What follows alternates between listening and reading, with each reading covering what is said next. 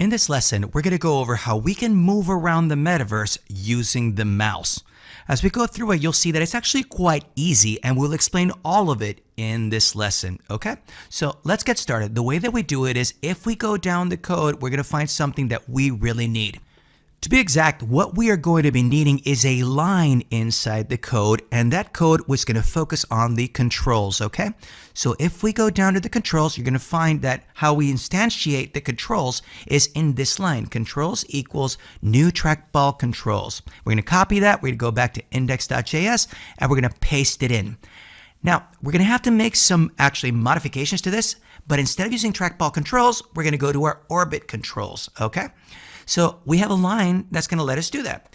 If you notice in that code, what you're going to find is that they're called orbit controls. So what we're going to do is we're going to copy orbit controls. We're going to go back to our code, and we will replace the trackball controls with the orbit controls.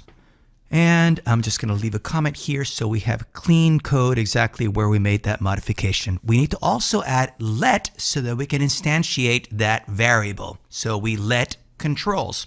Okay, so now we need to make some small modifications, and the way that we can do that is we need to do something really quite simple. We can go to the index.html, and we need to add to the animation, we need to put that update of the controls. So we can take that line, we can bring it back here, and to our animation, we can actually add that specific line, controls.update. Perfect. We hit save, and now we can go live. Let's take a look at it right now. We can click to run the live server so we can see locally how the changes have been made in our metaverse, and we've got it running on 5500. So let's open up a browser and go to localhost 5500.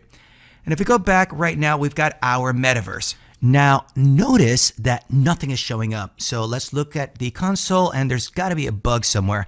Let's go back to the code, and there's a problem. There it is. We actually declared this too high up in the code. It actually needs to be lower, below the camera, so that we can actually have the renderer running. If not, you're not going to be able to see it. So let's go back, let's refresh it, and there they are. Now, if you'll notice, the account is currently undefined. And the reason is because we're not logged into our MetaMask. So let's log into the MetaMask. And while that's loading in, let me show you that by this point, with the mouse, we can actually start moving around our mouse. So we can move the entire metaverse around using the mouse because we've added that code. So we can zoom in, we can get out, we can do a lot more by moving around with the mouse.